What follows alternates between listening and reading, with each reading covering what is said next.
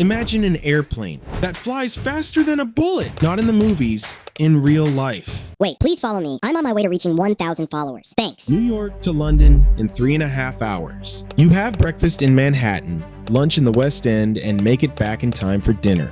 Sound like science fiction? It was reality, every single day, for 27 years. But here's a question that's been on my mind. If it was such a cool car, why is it broken down? Today we're taking a look at 20 facts about the Concorde. And I promise you, by the end of this video, you'll realize that this story isn't about a plane. It's about ambition, pride, money, disasters, and one of the most costly lessons in aviation history. Let's go! 1956, the Soviets launched a satellite. Americans are building ballistic missiles, while the UK and France sit and ponder. And how do we respond? And some smart person in London says, we need an aircraft that will be a game changer, non-military, passenger, but one that makes it clear to the whole world that Europe has not given up. In 1962, the United Kingdom and France signed an agreement to jointly develop a supersonic passenger aircraft, an agreement that didn't include a clause about canceling the project. In fact, under no circumstances. This is important. Please remember. The French used to spell Concorde with an E at the end. The British none, and that was a whole political issue. Seriously. Parliamentary debates, official notes, newspaper headlines.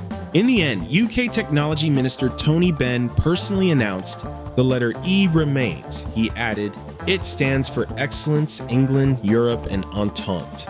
In other words, perfection. England, Europe, and the Union. Nice, isn't it? It is. But behind this story lies a hint of just how fragile that alliance was from the very beginning. The initial budget was £70 million. The final development cost was approximately £1.3 billion. That is roughly 20 times the original estimate. When reporters asked one of the officials, how is this even possible? He replied, we didn't know exactly what we were building. And this isn't a metaphor. They were literally inventing technology as they went along. Titanium alloys that didn't exist before. Engines operating in modes that had never been tested before. It wasn't so much an airplane as a flying science lab. The Concorde cruised at an altitude of about 18,000 meters. A standard Boeing 747 flies at 10,000 to 11,000 meters. The difference is enormous. At this altitude, the sky above is no longer blue. It's dark blue, almost purple, and through the portholes, which, incidentally, were small specifically to withstand the pressure, passengers could see the horizon, curved in an arc. Concorde pilots used to say, we're flying on the edge of space, not figuratively, literally. They were closer to the stratosphere than to the ground. During supersonic flight, the Concorde's fuselage heated up to 127 degrees Celsius. The metal expanded, literally. During cruise flight, the aircraft grew longer by about 30 centimeters. 30 centimeters! The engineers were aware of this and incorporated special expansion joints into the design. In the 1960s, it seemed that the Concorde would change aviation forever. More than 70 airlines have placed firm orders. Pan Am, TWA, Japan Airlines, and Qantas, the major players in the market, were convinced that supersonic flight would become the new standard. It seemed as though the future had already arrived. But in 1973, the oil crisis struck. The price of fuel rose nearly fourfold, and suddenly it turned out that flying faster than the speed of sound was too expensive. The economics of the flight simply stopped adding up. Airlines began canceling orders en masse. Of the 70 orders, only 2 remained: British Airways and Air France. The dream of supersonic flights began to crumble even before the full-scale launch. When Concorde attempted to launch flights to New York, a full-blown conflict erupted. Residents complained about the noise. Environmentalists raised concerns about potential harm to the atmosphere. Politicians intervened. Some experts believed that the American aviation industry feared competition and tried to slow down the project.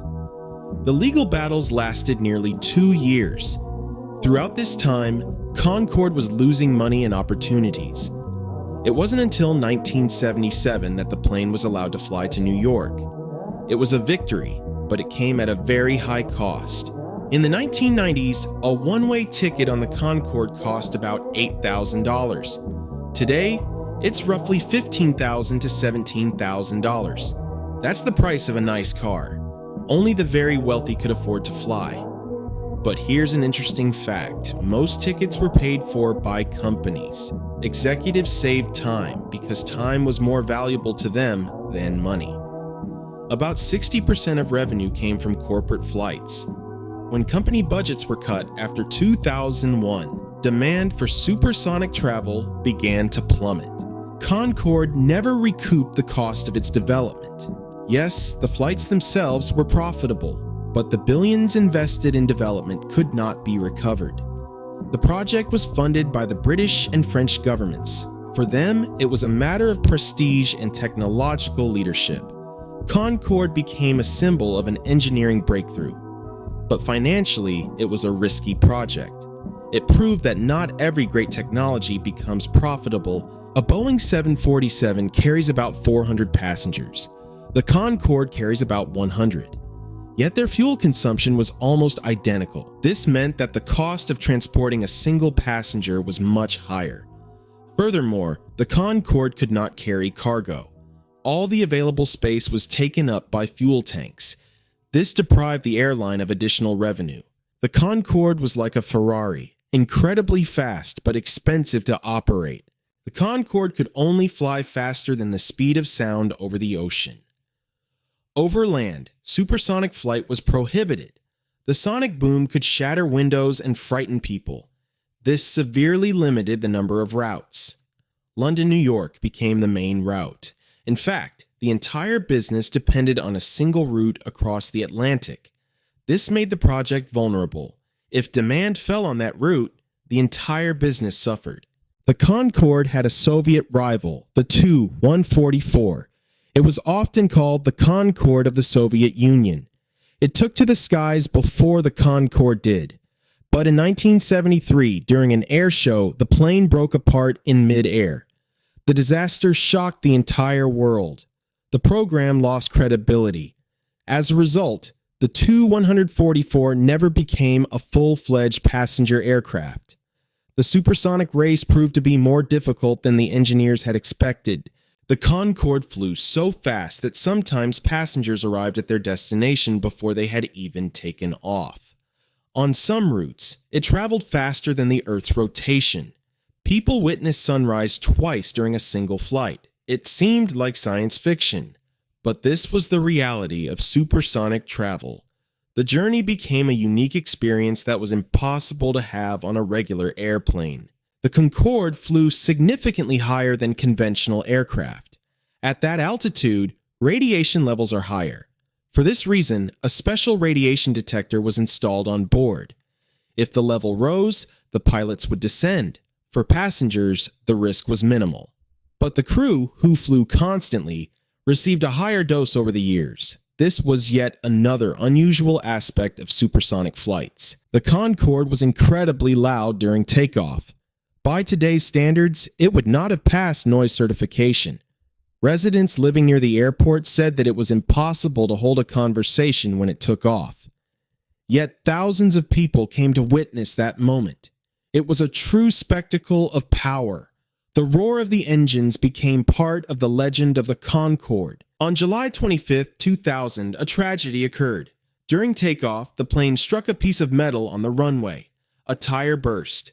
The debris punctured the fuel tank. A fire broke out. The plane continued its takeoff, but 77 seconds later, it crashed. 113 people were killed. This event had a serious impact on the future of the Concorde program. After the crash, the aircraft was modernized. The tire structure was reinforced. Fuel tank protection was added. In 2001, the Concorde returned to the skies. It seemed as though the story would continue. But after the events of September 11th, demand for expensive flights dropped sharply. Passenger numbers declined. In 2003, the decision was made to end the program. The Concorde's final flight took place in 2003. Several planes landed almost simultaneously. Thousands of people watched the event. Many realized that they were witnessing the end of an era. It was an emotional moment for engineers, pilots, and passengers. The Concorde became a symbol of a time when technology was ahead of the market. After the program ended, attempts were made to bring supersonic flight back. Companies continue to work on new projects. Some promise quieter and more fuel-efficient aircraft. But so far, no new supersonic passenger aircraft is operating regular flights. Supersonic flight remains an expensive technology. The Concorde was not a commercial success, but it changed aviation. Many technologies developed for it are still in use today. It proved that humans are capable of flying faster than the speed of sound. Sometimes great ideas simply come along too soon. The Concorde will forever remain a symbol of engineering boldness.